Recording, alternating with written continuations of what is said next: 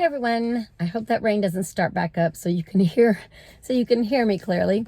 But we've been talking about hearing the voice of God, and it reminded me of the story of Elijah and how he has killed the false prophets, and now he's on the run. He's running for his life. Jezebel has sent people after him.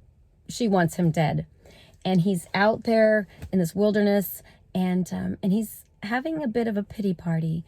He's pouring his heart out to God and just saying, God, this is the situation. This is how I see the situation. And he needs answers from God. And so he gets up on this mountain, follows after God's leading, and gets on this mountain. And the Lord is going to speak to him. And this is found in 1 Kings chapter 19. And I'm going to start with verse 11. And behold, the Lord passed by, and a great and strong wind rent the mountains and broke in pieces the rocks before the Lord. But the Lord was not in the wind. And after the wind, an earthquake. But the Lord was not in the earthquake. And after the earthquake, a fire. But the Lord was not in the fire. And after the fire, a still small voice. Then Elijah was able to hear God clearly when things got quiet. Sometimes we expect God to speak to us with this majestic voice and, hello from heaven. And it's not always how God wants to speak to us.